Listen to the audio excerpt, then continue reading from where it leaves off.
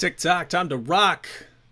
Good evening, good morning, good afternoon to everyone who's watching from all around the world. I am your friendly neighborhood philosopher, David Wood. And with me now is Brother Shino from Somali Christian TV. How you doing, brother? I'm fine, brother. Thank you. And thank you for having me here. And yesterday we heard from Shino's wife. So Shino and Shania are Somali Christian ex-Muslims. And yesterday we mentioned that Somali Muslims love to brag that their country is 100% Muslim.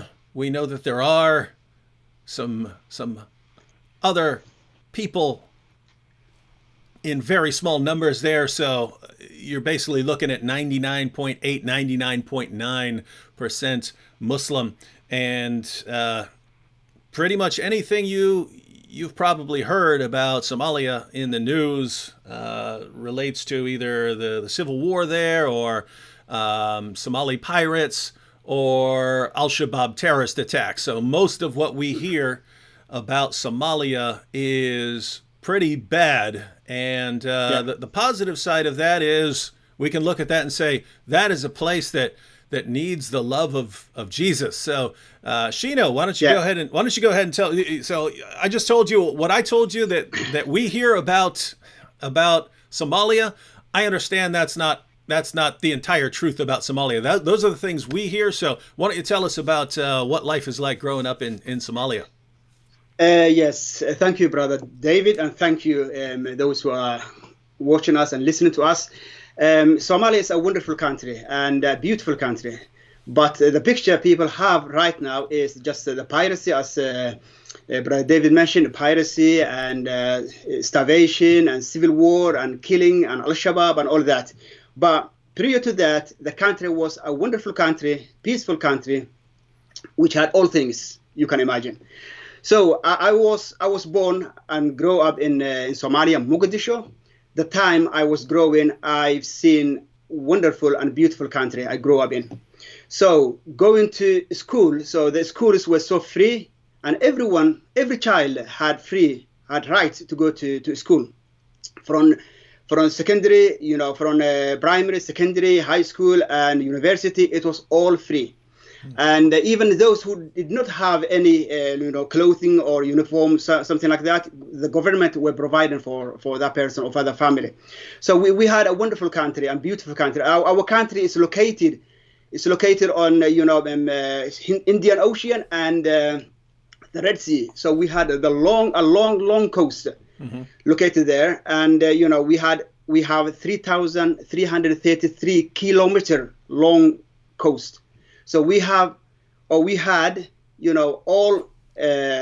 fishes there, and we could go there and have, swimming and playing football there, free time, and that was the country I remember. So we had all, football and basketball arenas and theater or cinema you could go, and we were free. And I remember, when we had school holidays, you could stay up till early in the morning if you wanted, and you could go everywhere freely, and no one will bother you and no one will tell you anything. So peaceful it was.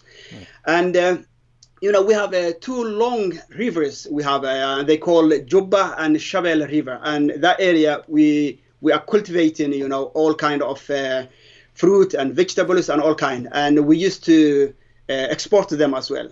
And we have many livestock on Central Somalia and North Somalia. So they used to export to Arab Peninsula or in Saudi Arabia and Dubai and all Arab countries. So the country was so peaceful and wonderful, and we were loving to be there, and we had it was our country, and we had freedom, and we had education, and the government we had that time, they were providing all things, and they even said we don't need to, import anything. We have to export because we have all, resources here. So that was the country I was growing up into. So that, that sounds like a pattern for an awesome country. You want a seacoast, you want rivers, You want to be exporting, right? You want to be exporting more than you're importing. So sounds like a great place. What happened? Yes, Something happened. Exactly, yeah. From 1969 till 1989 till 90s, we had one regime, or one dictator. They call dictator. He was a general. But that general, I grew up under his regime. He was okay, and we felt it was okay for us. Mm-hmm. And 1977, the country went to war with Ethiopia. So we had disputed area that Ethiopia had, and Somalia wanted to take back that area. So this regime, which was a military regime, they had a power, and they tried to take back that territory. But when they went to a war with Ethiopia in 1977, socialist country, what's called USSR, Russian and Soviet Union countries, they packed Ethiopia, and Somalia couldn't do more, and they have to retreat. And then about to retreat, the government, the regime, and some of generals, the leaders, they couldn't agree. Shall we retreat, or shall we go for the war? So that was a dispute. And then those who did not want to come back, they defected, and they defected with some soldiers, and they built, opposition rebels, and they fled to Ethiopia. So the country was going normally a bit, back downhills, and they built up their military and opposition. So they tried to topple this government, as they seen as just a dictator. Mm-hmm. So they tried, and to do that, they came 1989 and 1990. So they toppled this regime, and the dictator there, he ran away. And then when they came to the power, these rebels, they couldn't agree who will lead the country and who will be the president. So they can fight against each other. So tribes came out from that. And every tribe was saying, my tribe has to be president, my tribe has to be president. So they went into civil war. So that's what started for the civil war. And then when they couldn't agree with all these things, and they're fighting, Al-Shabaab came out from that. The vacuum that the government left, Al-Shabaab, the terrorist Islamic organization, came out, and they imposed Sharia law, and they took over a large area of the country. So that is when Al-Shabaab came, and all things went down, and they imposed Sharia law, and you cannot go to cinema, you cannot play football.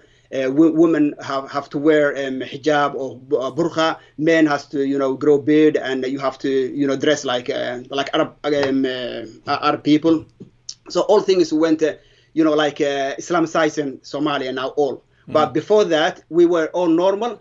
Although we had mosques every corner, but it wasn't so strict. Everyone was free. You could go to cinema, or you could go to the mosque. It was free. But now it's imposed. If you don't go to mosque, they will banish you. They will come after you and punish you. So that was when the vacuum that the government left. So Al-Shabaab took advantage of that. Mm-hmm. And that's a similar pattern that we've seen in a lot of places, in the Middle East, for instance, and in Northern Africa, where in the West, we always think the dictator is bad, get rid of the dictator, right? So we think Saddam Hussein, get rid of him. Assad in Syria, get rid of him. Gaddafi in Libya, get rid of them. They're these evil dictators. And if you get rid of these guys, then, democracy will be able to flourish. And then what happens is, Western governments help get rid of these, dictators. And then there's chaos. And then there's chaos. And then Islamists start rising to power. And my friend Usama Dakdok, he describes it. He says it's like wolves around a lion, right? If you have a lion, the wolves are all scared of the lion. But if you get rid of the lion, then the wolves will all start devouring everything. Yes. And so we don't like dictators, but the idea here is you can have a dictator who's sort of fair to people, right? You don't want to mess with him because he'll crush you, right. but you can live a totally normal life as long as you're not bothering him. Like Assad in Syria, I know I have a friend who was from Syria before the Arab Spring and everything, and he said he felt safer in Damascus in Syria than he felt in Dearborn, Michigan in the United States. I said, how's that possible? He said, I said, don't you have like jihadis there who would want to hurt you because you're Christian? He said, every Muslim there understood that if they ever mess with us, there would be soldiers dragging him out of his house in the middle of the night, taking him to the public square and shooting him. So he said, he said they wouldn't mess with us. So the bottom line is there can be worse situations than even dictators. And so Somalia seems to be a perfect example of that, because you're describing it. Sounds like an awesome place, and then started crumbling. Well, so that's sort of an overview of Somalia and the historical situation. But zeroing in on you. So you grew up pretty much as everyone did as a Muslim. Now, your family, were they very devout Muslim, or were they more liberal Muslim, or what was your family like? Yeah, my family were devout Muslims, and I went to school to Quranic school when I was around 6-7 years old to memorize the Quran. I memorized it twice without even knowing what it means. So you have to please your family, and you have to please the Quranic teacher. So you have to memorize all things and recite all things by heart. So I did that, and it was compulsory as a Muslim person to go to mosque. And as I mentioned, every area, every corner, there's a mosque. So if you don't go to mosque, you are messing up with your family or with the leaders.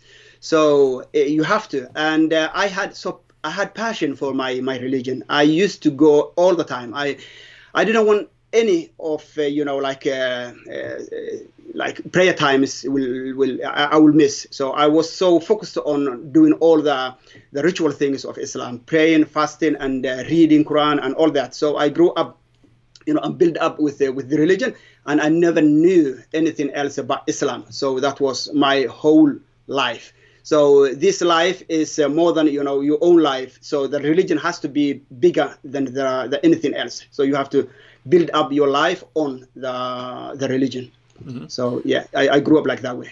So you grew up that way, and we know from hearing Shania that you eventually ended up in Sweden. So how did that come about? So when the civil war started, anyone who could flee the country, we fled. And let me one step back into when Al-Shabaab took over. Mm-hmm. So they knew there were some Somali Christians in Somalia, and they said loudly, there is no other religion but Islam. If we cut you, to exercise other religion, we will kill you. Mm-hmm. So one time I remember, and it was a testimony. One man said, he was Christian and he was hiding somewhere. Al-Shabaab find out where he lives, and then they went to him, and they found the Bible, and they said, "Is this your Bible?"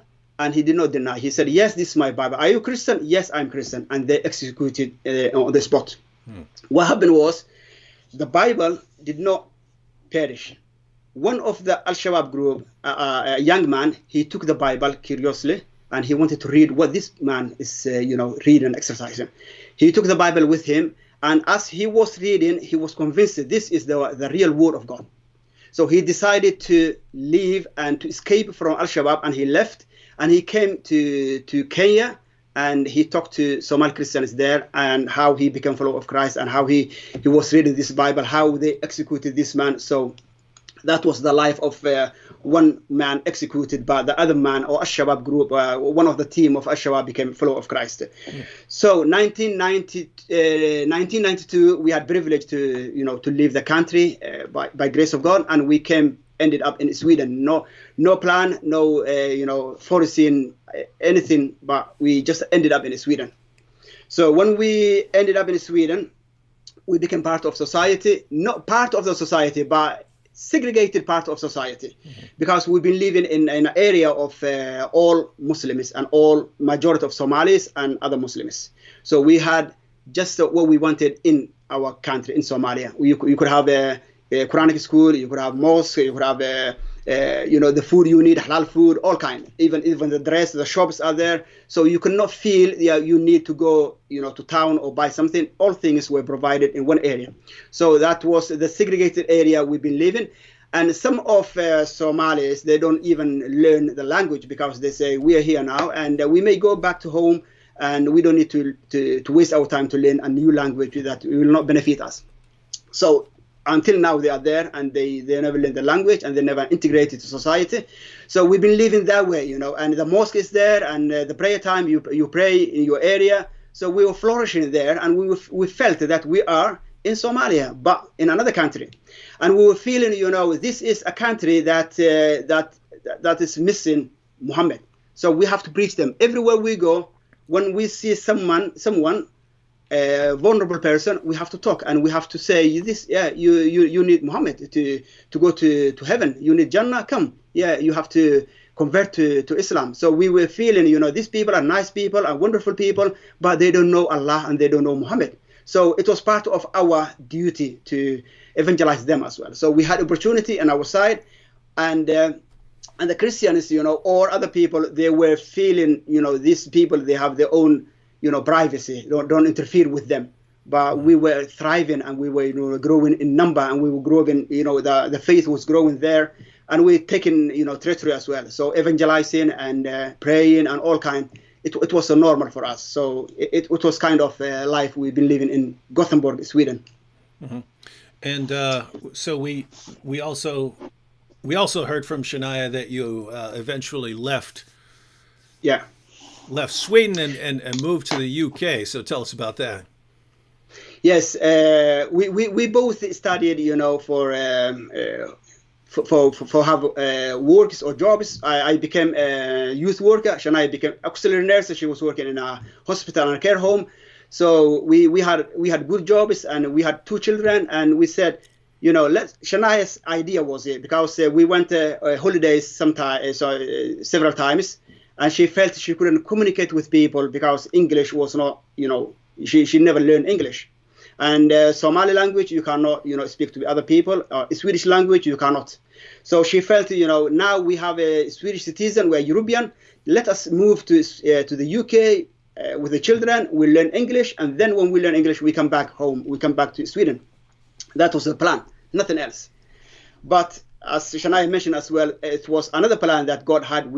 He stored for us. So as soon as we moved to the UK.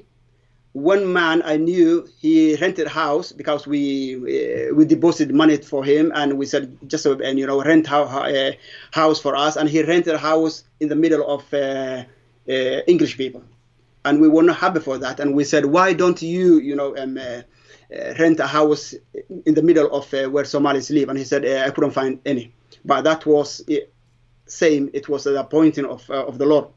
Mm-hmm. So we've been living there. And I started driving taxi. I had my own my own job. I was my own boss. I had my car and could go as a private taxi to provide my family. So I was doing that. The children started going to school, and Shania, she was part-time going to school, learning how to pronounce and how to speak the language. And evening time she was free. So the evening time she was free. As she was watching it, checking her email, someone sent her a video. Mm-hmm. And we were Muslim people. We were doing all ritual stuff, and we knew nothing else. And Shania, when she seen this video, as she told me, and she told her testimony to you as well, she was thinking, oh, now you have spiritual uplifting for a video. Because when she's seen, the intro of the video, it was attractive. So these people, they killed the innocent man. Shania mentioned last evening with you, and that touched her heart, and that changed her mind about Islam and about the Quran and Allah. So she became seeing, she have seen dreams about Jesus 2 evenings.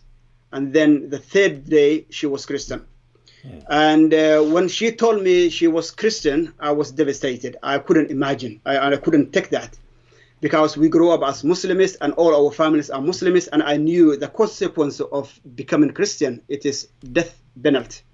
And I didn't want anything to happen to my wife or to our family. So I was in shock by one way, and I was, in denial another way. So I said, no, you cannot be, and this is wrong thing. You have to, take back these words. And she said, no, Shino. And she started saying, Jesus is the lie. Jesus is the lie. He is the way, the life, the truth. No one comes to the Father except through him. And I didn't know. I don't know what she was saying.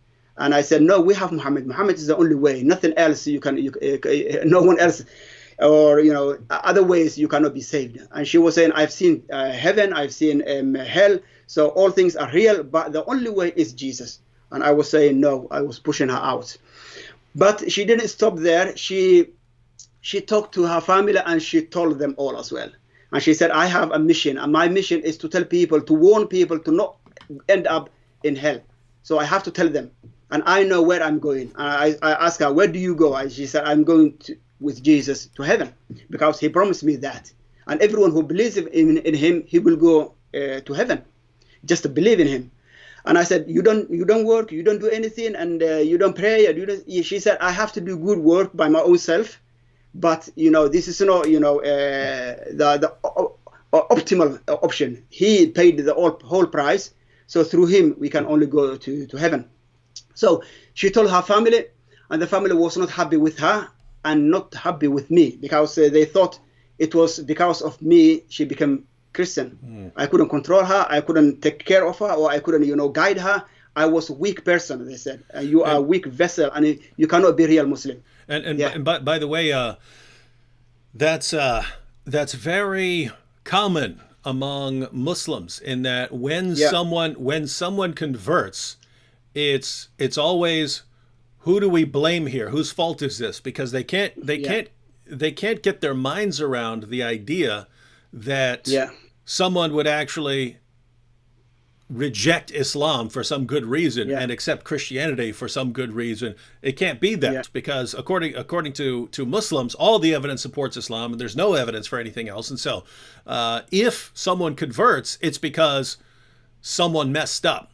And so when my friend Nabil converted to Christianity, it was so embarrassing for his parents that they actually moved. They moved to a different part of the country, because it was it's, if your son converted, then you must be bad parents. You must have been bad Muslim parents. Not, and notice it wasn't, wow, your son converted because you were good parents and you raised your son to pursue the truth wherever it leads. And so it's not that. It must be your bad parents. And so there's always if it's a person who's converting, it's always, oh, you must have done it for money, or you did it for this or that. If they know that's not true, you're not getting anything out of it, then it's someone's fault. It's your husband's fault, your wife's fault, your parents' fault, someone's fault. But it can't be because you saw that Islam is false and that Christianity is true. And so very, very, very common there. I've heard that a lot. Yes, I was to blame that she became follower of Christ, but nothing else. Time being, Shania became strong in her faith. She was going to church. I was rejecting first that she would go to church. That was part of persecution. I was telling her always, you cannot be a Christian, you are Muslim, and you cannot go to church, and you cannot take our children to church. You cannot make them Christian either. So I was defending her by one way, but I was against her another way. I was defending when the family attacking her. I was defending her. But when we were alone, I have to attack her as well by calling her names, or, this is a man-made religion. I was taxi driver. I'm taxi driver. You see, Friday night, Saturday night, when I go when I drive in town, everyone is behaving like bad person and bad way. So you will be like them. They're all Christian, because we all Muslims, they think if someone is not a Muslim, they all Christian and they all do bad things. So that's what I thought. And she became strong in her faith by studying the Quran and reading the Quran and going to the chat rooms. Part of chat room, she used to go like just listening Sam Shamoun and Christian Prince and those apologetics. And they built her up her faith in one way, to be strong that no one can drag her back to Islam. And the other way, she was reading the Bible, and she was going to church, and she was watching Christian channels and something like that. And then evening time or nighttime, it was nighttime for us, but it was daytime maybe for you in America. She used to watch Muhammad or Jesus program that you were one of the panels, you and Sam Shamoun and Pastor Joseph. Yeah. Mm-hmm. So she used to write notes from you, and she used to come to me and telling me, they said see, and they said so, what about this, what do you think about that? When I see this notice, they were right, and it was holiness in my religion, but I was defending myself because this is my religion, this is what I grew up into, and I am a man. I cannot show weakness, and I cannot show that I'm defeated, or I have to lean to what she's saying. I used to say these people are infidels, and I don't listen to infidels. But they can say whatever they want. But that, the notice she was taken from you, that you educating her, they were piling up my suspicion as well, or my way of living Islam by somehow. But I didn't know that time. But I was seeing there is holes in Islam, and I needed to know more about holes in the narrative. Holes. Yes. I don't exactly. know if you did you see the recent Yasser Qadi interview where he pointed out that the story that Muslims have of the Quran, he said there are holes in the narrative. And, yes, we adapted that video in Somali. Oh, that's one of the videos you dubbed. Anyone who wants to show in Somali language, we dubbed that. Yeah. There are holes. Yes. Yeah. But at that time I didn't know, and I was defending these holes. I was trying to mend these holes. To just defend my religion. So she was thanking you and Sam Shamoun and you, David, and others, that they built her up, to defend herself. So her defense was she knew now more about Islam as well, and she was growing in her faith. One time I remember when she was very new, she didn't have Somali Bible. She couldn't read English, so she written down the Lord's Prayer in Somali language. And she used to read that prayer, Lord's Prayer, every morning. And I used to tease her and saying, why you cannot memorize these 4 verses? We used to memorize the whole book of Quran. What about this? And she said, no, I can't memorize this, but I need this. And I didn't know that was her little Bible. The only Bible she had was the Lord's Prayer. She was written on the papers. That was amazing. I didn't know that time, but she didn't have any Bible. But later on, she got a Bible. So she didn't have a Bible, so she would write Bible verses for herself. Yes, on a paper in Somali language. And the first she wrote was the Lord's Prayer, and she was reading from there like she had a Bible, because this is written for her, and that was awesome because we used to memorize all things. And when you memorize something, you just say it, but it's not from your heart. It cannot build you up or cannot, make you a person. But you just memorize and you say. But she was feeling, this is my words, and these words are giving me life. So she was so strong now, and even her character was changing. I was attacking her. I was saying names, and I was bad to her. And she used to say, I know, you don't know what you're saying. You don't know what you're doing, but I forgive you.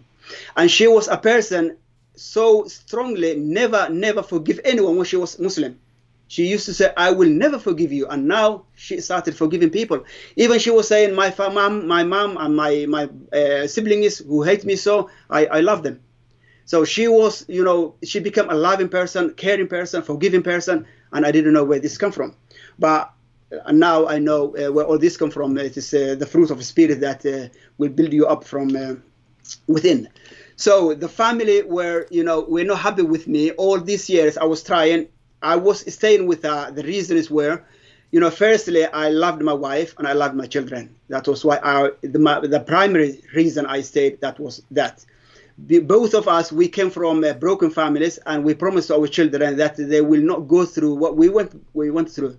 So we were, promised that to each other.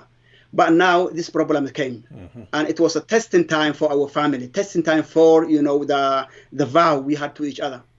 And the family, and social pressure, it was so enormous The family want me to do something. And when they've seen, for all 4 years, I haven't done anything, I'm still staying there. And they were saying, you are living in sin because you cannot live with infidel or, kafir or what it's called. Apostate. Apostate, yes. You cannot live with her. So you are living in sin. And I was saying, justifying myself, this is my wife. And I have, if I want to win her back, how I can win her back? I have to stay with her and talk to her. Otherwise, she will astray, afar. And that was my justification. But they said, no, this is not enough. So they went to a mosque and they consulted with all, clerics and scholars, and they made decision and they give the decision to Shania's mother. And she phoned me and she said, Shino, we've seen you staying with her for almost 4 years and you have done nothing. But our religion and our scholars are saying this, and this is 2 options you have to do. Either one you have to do. The first one was take your children away from her and leave her. The second one was, the mother says, you have to kill her. When she said that, that was my wake-up call. How Allah want me to kill my beloved wife? How Allah want me to kill my children's mother? That was not adding up to me. It was against my moral and ethic principles by myself. That sounds and I said, like... no, this cannot be. Yeah. Oh, I just want to say that sounds like it sounds very similar to Shania's reaction to the journalist being beheaded. Right? It sounds like hey, I've believed in Islam all of my life, but if this is what Islam commands, then I've got a problem with Islam here. And it sounds like a similar story in that, wait a minute, if my wife's an apostate and these are my options according to Islam, sounds like my problem's not with my wife. My problem here is with Islam. Yes, exactly. It was with Islam. And I said, how can this be? How can Allah expect me to do this cruel stuff? And I call this, repulsive and wicked options. I can't do that. I cannot do this. But they said, if you cannot do this, you cannot be real Muslim. And I said, let me do my research. Let me do some studies. And I wanted to win some more time. And I went deeply to study, these options. And I came to conclusion that I don't have any other option. Because the Prophet says, anyone who leaves Islam, he must be killed. Mm-hmm. And some other may argue this is just hadith. But in Quran it says anything he comes with it, it has to be accepted. Yep. Because he cannot talk by himself. He speaks only what is revealed from Allah to him. Yeah, and Surah 4 verse 65 of the Quran says that you cannot, once Muhammad has made a decision, you can't have the slightest doubt about it, or you're not a real Muslim. And so, if Muhammad says that the penalty for apostasy is death, then that's what it is according to Muhammad, and therefore that's what it is according to Allah. Yes, when I've seen this, I was trying to have a loophole to win some more time. But when I came to this conclusion, I said, no, this cannot be. If this is the options they want me on a decision I have to make my own decision. And I said, I will have nothing to do with Islam. I renounce it from that on. That's it. I made my decision. And that was before 4 months that I became a follower of Christ. I stopped all ritual stuff about Islam, but I did not renounce Allah or God. I still knew that God exists, and I stayed, just in my room sometimes and praying and asking Him that He shows me the right path to Him. So I was doing all that, and I didn't tell anyone. I didn't tell even Shania, but it was gap, and I stopped the ritual things. Shania could see, I could sense that, but I wasn't, I wasn't there for Christianity or some other things. But I just wanted to know the right path. Mm-hmm. So Shania used to invite me to go to church with her when I allowed her to go to church. But she went to church, and many times she asked me to go to church with her. I said no, it's not for me. But when I renounced Islam, I started one time go to church with her just to see how they do and what they do. And I went in there. When I came into the church, I seen, it is different from the mosque. When you go into the mosque, you have to go and you have to sit down. Here, people are happy, people are free, they're hugging each other, they're having a cup of tea and talking. And I said, where is this? Is this a church? Is this a house of God? And Shania said, yes, these people are all my friends. And they were hugging and they were, talking and friendship and, family and all kind. And I ran and sat in a chair. I didn't want anyone to see me in the church, because I thought Muslims or other people I work with, they may come and see me there. I was afraid. I was sitting just there, my head down. And Shania was saying, come, let's have a cup of tea or coffee or something. No, I'm fine here. So I watched first the service. It was a service, wonderful service, worship song. The worship songs were wonderful and fine, but when it comes to Jesus, Son of God, that part was, harsh to me, and I wasn't, wow, this is something bad. But what they did was, the wonderful preaching, and they prayed for people. And when we left, I was still feeling, this is a wonderful place. This is a good place to be. But they are living in shirk. Allah cannot have a son, something like that. So that was my experience for a church. And then time went. Another wake-up call for me was when my daughter and my son came to the living room. They thought I was at work, and they were coming, running, and happily they were shouting, "Mom, can we follow with you to the church tomorrow?" When they see me, they were shocked, and I was shocked as well. What did you say? Are you going to church? You're not Christian. You are Muslims. When you grow up, you can decide which way you will go. And it was a very, very emotional time. They were both crying. My wife was crying, and I was in shock. I was banging the table and was saying, I have to leave you because you betrayed me. The children could not go to church. You make them Christian. How would this happen? And my daughter stepped up and said, Dad. She was crying, and I was in shock as well. She was crying and said, "Dad, don't leave. We love you, and we want you to be with us."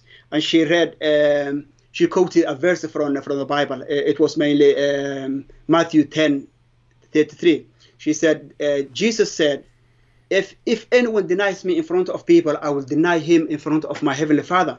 We're not denying Jesus, Dad, but we love you. Don't leave us. And I said, that's it. I have to go. And I was so angry that evening, but luckily I changed my mind. I didn't go. I stayed. Then time went. One day when I was sitting in my car, I was taxi driver, sitting in my car, and I was hungry and I wanted to eat my breakfast. I had some sandwich in my glove box. When I opened there, I found a Bible there, little Bible, and a sandwich. That little Bible ended up there more than 100 times. Even in time I take it out, Shania will put it there. She was hoping he will read one day. That's her wish and her hope. And when I've seen this Bible and I was hungry, I thought, give a go this. And I took the Bible out. And before I opened the Bible, I prayed short prayer. And I said, Lord, if you are the Lord of this Bible, show me something which can change my life. Something that, that I believe that you are the Lord of this book. I will follow you. And I opened the Bible then, randomly just to open the Bible. When I opened the Bible, I came to John chapter 8. John chapter 8, verse 1 till 11, it is a history about a woman who was caught in adultery. Mm-hmm. When I've seen that, I remember this, similar history is in Islam. And I knew how that ended up. Yep. It ended by the woman was stoned to death. Stoned to death. Mm-hmm. Stoned to death, mm-hmm. Because the merciful prophet, he said, go and have your child. When she came back, and he said, let him be a person first. When you finish giving him milk, and then she came back, and that was the time she was stoned. And that's the reason the Muslims still stoning women and those who was caught in adultery. So that was in my picture and in my mind. And I was sensing this will end similar, maybe. It is just like the Bible or like Quran. Okay, let me see, let me read. When I started reading, and the Pharisees came and asked Jesus, this woman was caught in adultery, and the law of Moses commands us she must be stoned. What are you saying here?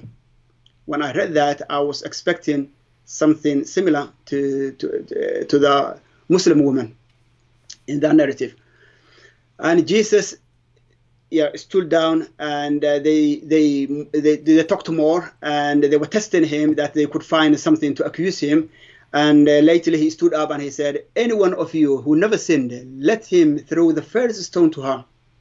That was eye-opening to me. And no one stoned her, and everyone left the place. And Jesus and women left there, and he asked her, where are your accusers, lady? When he was saying that, I was picturing as well, Jesus in Quran, he was sinless, and he was a human being. Mm-hmm. And I was thinking he could stone her. Why didn't he do? And I was picturing even this woman, she was there, and her life was in the hand of Jesus. What he says will be done. And maybe she was expecting the first stone will come now or later, and she was so dependent on Jesus. And in my sense, I was saying why he didn't stone. And the verse comes, he says, I will not accuse you, lady. Go your way and sin no more. When he said that, I felt love in the ending here, because I was seeing love, forgiveness, mercy, grace, and Jesus there. Woman, she was alive. And remember the other side of Islam, she was killed. Life and death. That's the picture I had. In Islam, you have death. In Christianity, you have life, grace and mercy, and loving Jesus. And this was a history which ended in a wonderful way. But I wasn't so convinced yet. I wanted to know more about Jesus, because I was taught that he was just a prophet. He was a man like us. He was a slave of Allah. He can do nothing without Allah. And he said, who is this Jesus? I asked that question. Who is this Jesus now? And then verse 12 says, Jesus himself says, I am the light of this world. Anyone who comes to me will not go under the dark, but will have the light of this world. And then the flash came back. In Quran, I knew, and Islam, one of Allah's name is An-Nur, light. Not only that, in a verse, I think it's a verse 24, Surah 24, verse 35, something like that. He says, Allah is the light of the heaven and earth. Mm-hmm. And Jesus claiming now, he is the Nur. No one can claim that he is the light, because the light is only Allah, God is light. And I felt now he is claiming God. How can this be? Because I was taught that he was just a mere person and slave of Allah, and now he's saying, I am the light. Not only that, if you come to me, I will give you this light of the world. I loved him, and I loved what I was reading, but still I was not convinced. I read some more verses, and I came to this verse 24, where Jesus says, you will die in your sin. If you don't believe that I am, you will die in your sin. This was not only a verse, but it was a personal verse to me, and that was when I was seeing just a vision and conversation with Jesus I had. So he was telling me, Shino, you will die in your sin. If you don't believe that I am he, you will die in your sin. I was thinking, who is he? And he was pointing back to me, I am the light of the world. I am he, I'm God. I was so, confused a bit, and I was feeling heavy loaded on my shoulders. I could feel, all my sins were on me, and this I am is jumping up and down, were getting my attention. The verse is very big, and I cannot leave. I have to say something. He was not forcing me, but he was just telling me or saying, do you want to die in your sin? And I knew if I die with my sin, I will end up in hell. And if I want to be saved, I have to accept that he is the Lord. So after a while, I couldn't bear this heavy loaded, sin on my shoulder, And what I've seen was I didn't want to go to hell. I wanted someone to save me.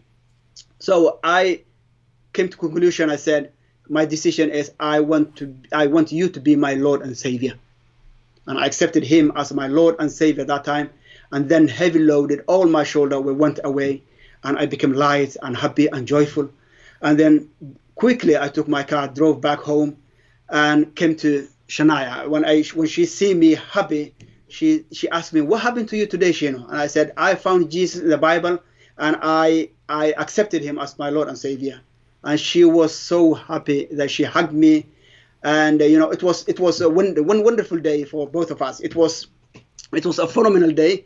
And in the moment, she read the salvation prayer with me, and we became one again. And the harmony and the life we were missing all these 4 years came back in complete way. But now Jesus in our life. We closed one chapter and we opened another chapter with Jesus. Amen. So, yeah. And we will talk about that here in a second. Did want to check out a comment here from Fatima. Fatima said, Allah guides who he wants. So this guy is one of them, those who doesn't get the guidance. So, Fatima, just think about this. Notice what's happened here, because your story is very parallel to Shania's story, which is very similar to a good number of stories of people who leave Islam. It's that they eventually there are Muslims who eventually realize that they're living better lives than their religion calls them to live by, right?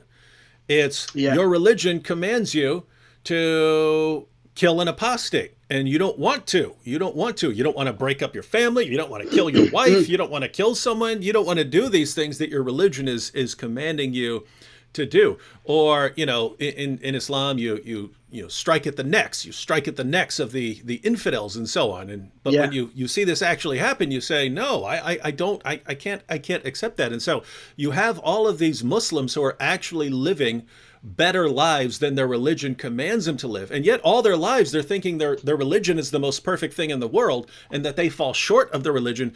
And eventually they start realizing what the religion teaches. And then it's, my religion's actually telling me to do horrible, horrible things.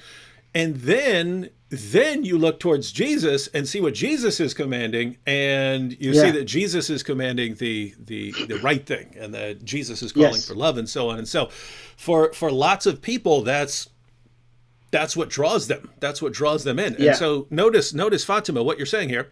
Allah guides who he wants. So this guy is one of them.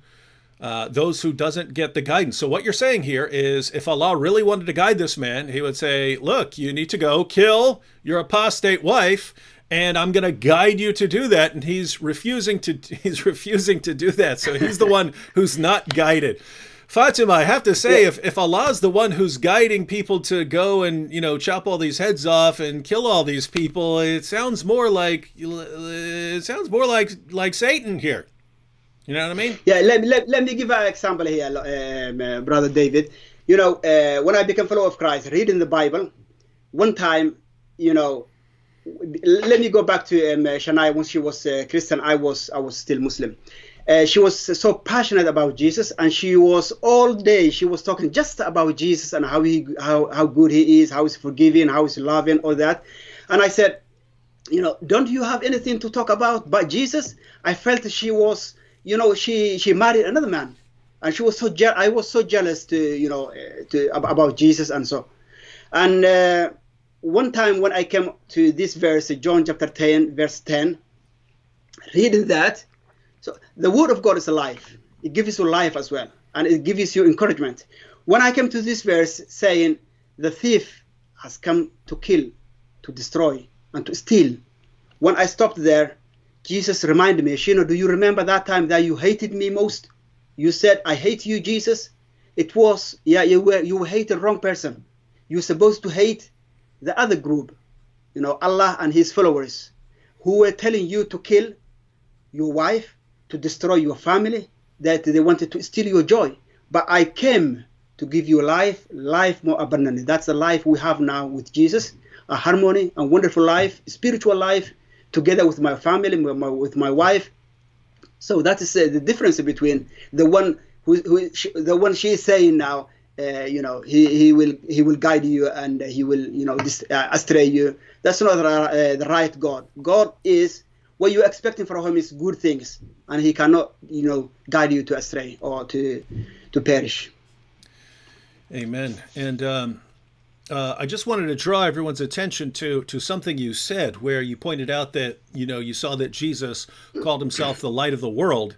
And then, wait a minute, Allah is according to the Quran, Allah is the light of the heavens and the earth. That's something that happens a lot if you read the Quran and the Bible. You have all these claims that only Allah is supposed to be making, that he's the one who raises the dead at the resurrection, that he's the one who forgives sins, that he's the truth, that he's the light of the heavens and the earth. And then you go to the Bible, and you see Jesus claiming that he's the one who forgives sins, that he's the one who raises the dead at the resurrection, that he's the light, that he's the truth. And it's just amazing how Muslims can ignore all of this and go, where did Jesus claim to be God? Wait a minute. According to the Quran, these are things that only Allah can say. And in the Bible, you've got Jesus, whom you believe to be a prophet, and he's saying all the exact same things that Allah says about who he is. And so how are you missing this? Anyway, back to what you were saying.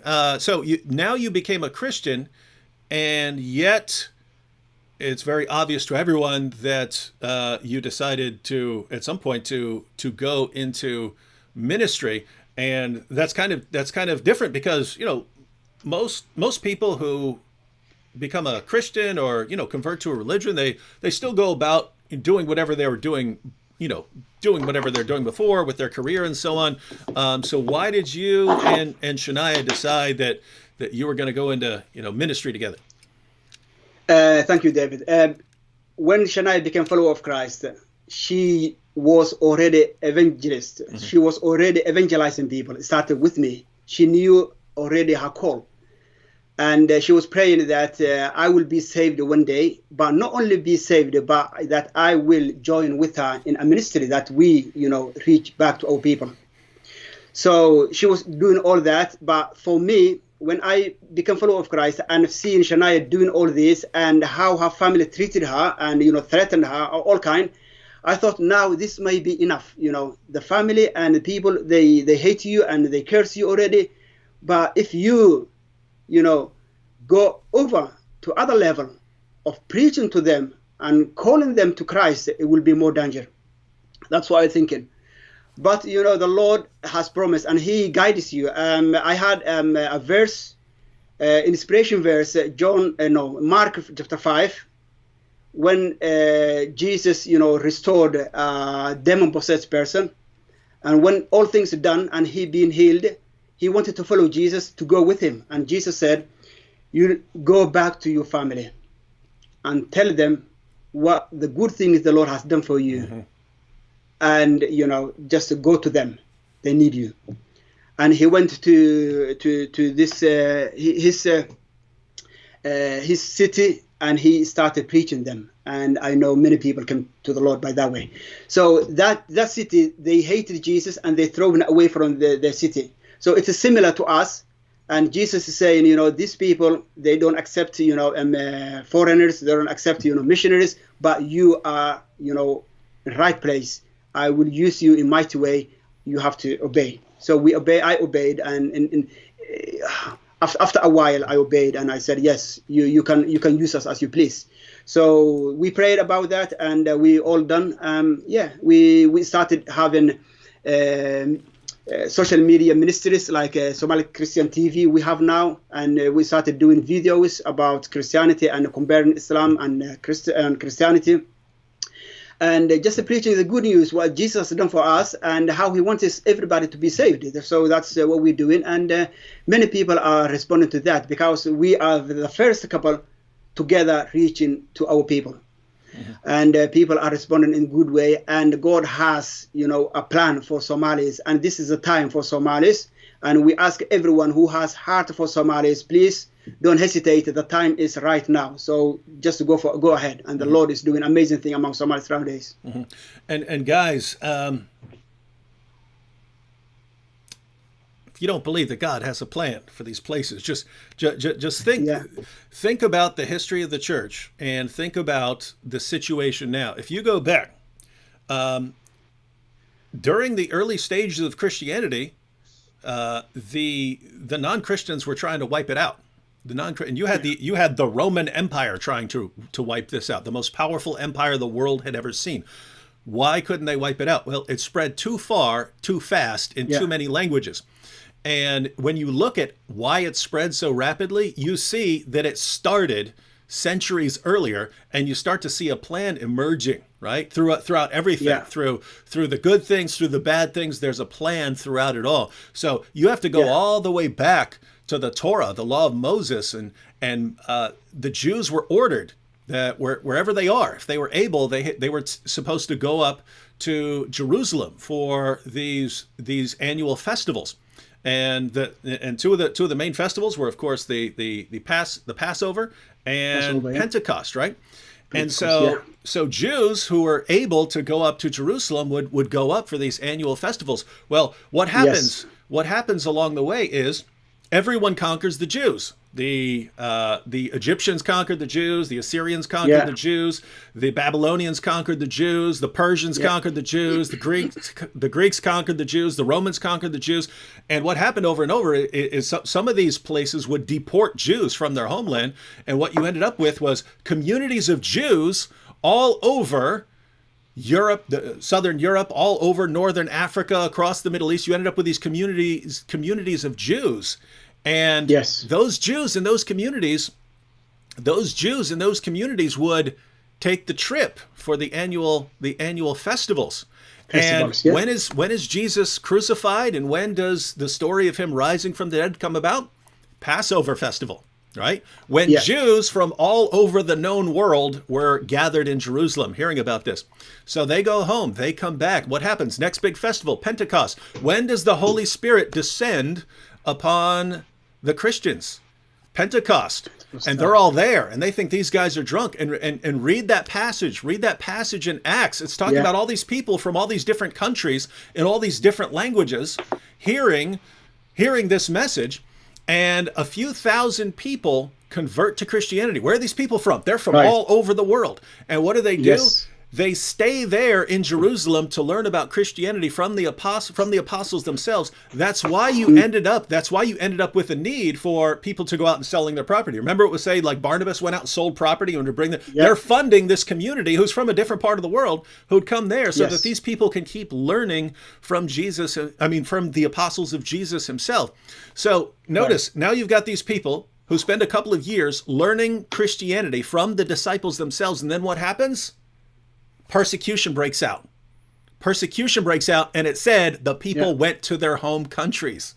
Yes. You following this? So now you had all these people speaking all these languages in all these different countries across the known world, people who had learned Christianity from the feet of the disciples themselves, all going out and now preaching to their families in their home countries. You look at that and you say, wow, everything, even the things the Jews would look at as horrible, them getting deported to different countries and stuff like that, or things that Christians would look at as horrible, the persecution upon them, it all works together so that no one could stop the gospel. And that is amazing. We look at the situation today, we see Islam, and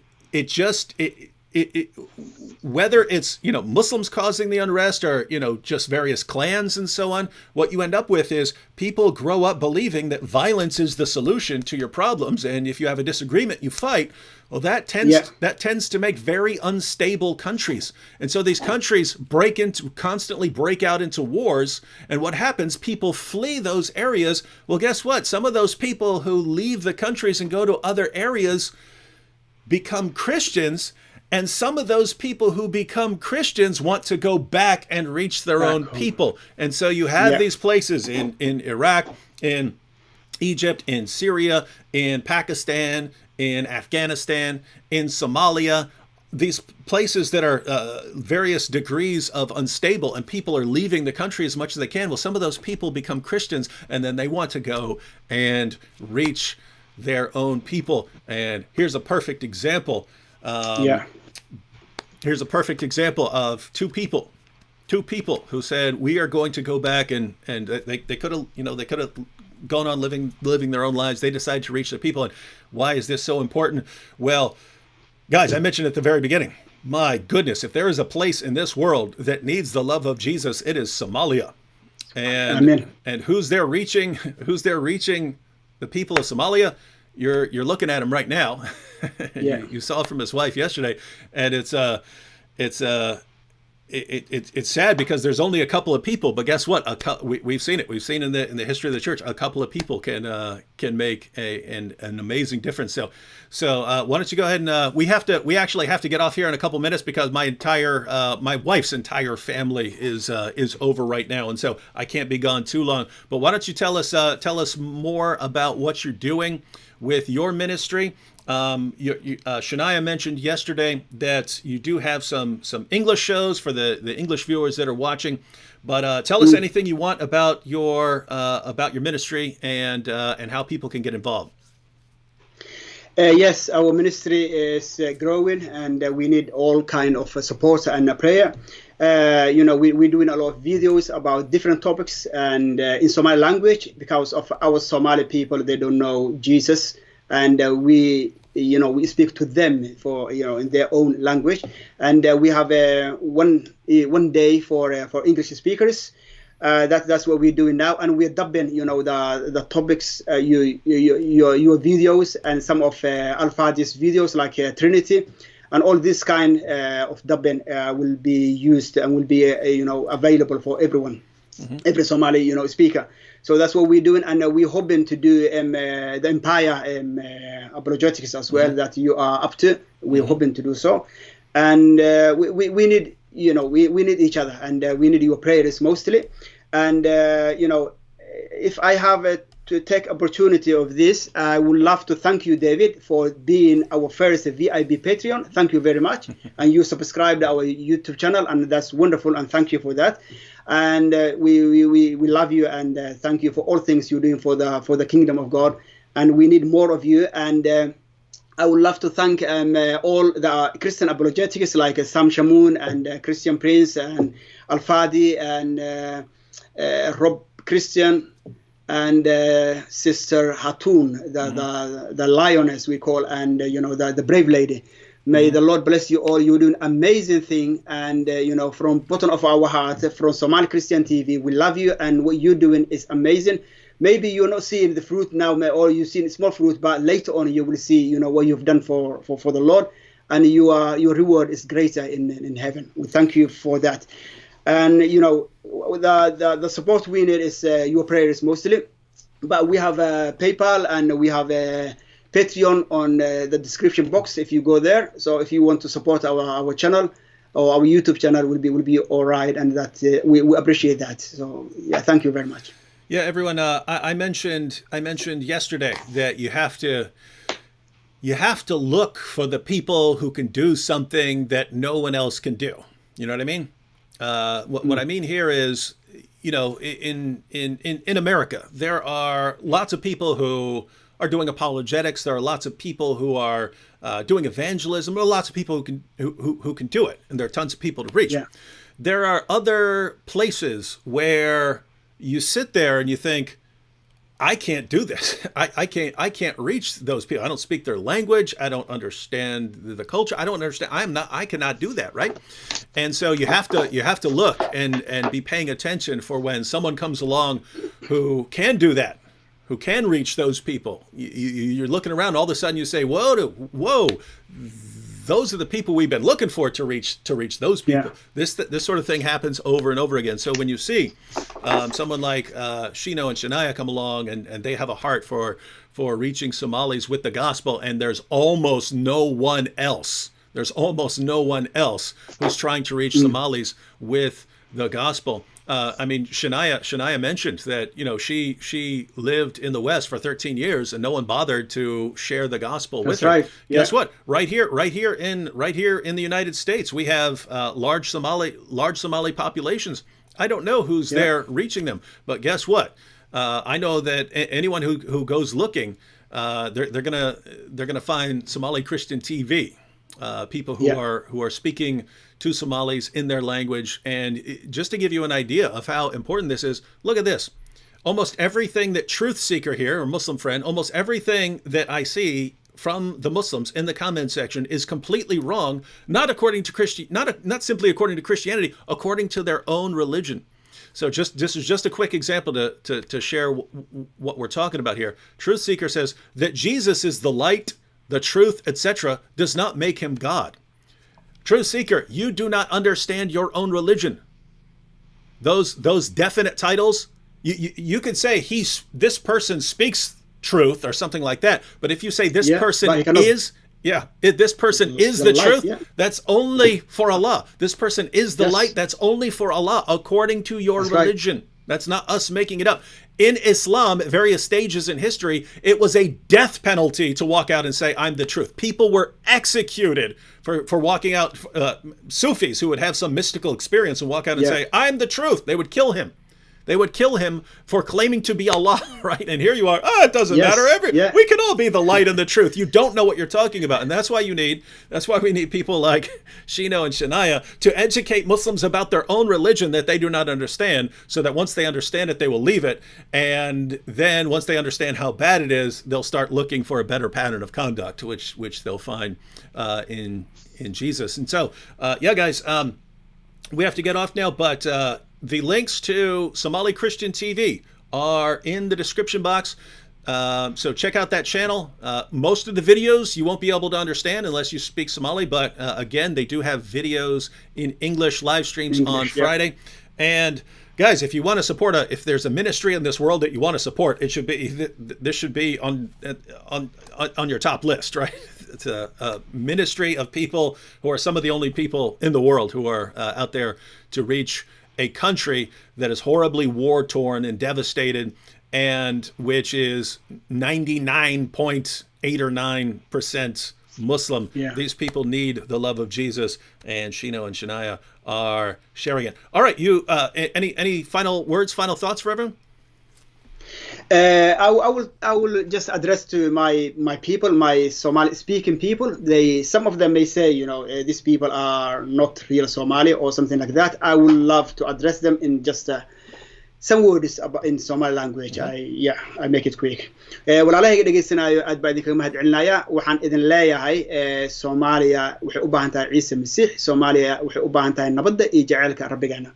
Rabbigeena asaga laftigiisa ayaa u soo ku cazumay bini aadamka inay aqbalaan hadiyadiisa oo isaga wuxuu siiyay wiilkiisa kaliya oo dhashay in mid kastoo asaga rumaysta uusan lumin laakiin uu lahaado nolosha weligeeda ويوحنا 3:16 marka qof walba oo rumaysta hadiyada ilaa Ciise Masiix wuxuu helayaa nolosha weligeeda waxaan ka baryayaa ilaah inuu idin garansiyo inaad rumaysataan si aad u heshaan nolosha weligeeda ma shaqaysan karaysaa nolosha weligeeda waa hadiyad ku timaada rumayska Ciise Masiix waayo ilaah wuxuu leeyahay idinku waxa ku badbaadeen nimco ku timaada rumaysad oo aan ahayn shuquladiina aan ahayn laakiin waa hadiyada ilaah si aan idin u faanin marka inaysan faan imaanin inay shuquladiina ahayn waxa ku garanaysaan ma shaqaysan karo adduunyadan aakhirana lama shaqaysan karo laakiin hadiyada ilaah baa lagu helaa rabbiga waxaan kaga baryaa Soomaaliya dhan inay hesho jaceylka iyo nabadda iyo farxadda rabbigeena Ciise Masiix ku timaada ee aqbala Ciise Masiix si waddanka ugu hagaago rabbiga idin barkeeyo dhamaantiinba amen. Amen. And so I'm hoping that silences any doubters who are wondering if you are really Somali. Because yes. I'm sure you've encountered this. People they always want to say, nope, it's not true. I had one of our early debate opponents was a Muslim named Farhan, who was the American representative of the Muslim Debate Initiative, And so we did all kinds of debates with him. Eventually, Farhan left Islam. And Yeah. then we started seeing the comments. Nope, he was faking. He was never a Muslim. And so they're just Muslims who are trained that as soon as you that's say the claim. as soon as you False say claim. you're an ex-Muslim, they start saying everything you're saying is a liar. Muslims, our Muslim friends, maybe you need to pay a little more close attention and start realizing that it's your religion that's doing the lying here, not the people who are No. leaving it. Yeah. All right, God bless everyone. God bless Somali God Christian bless, TV. yeah. God bless. Thank you, brother. God bless Shino and Shania. And we look forward to hearing about all the amazing work God is doing through them.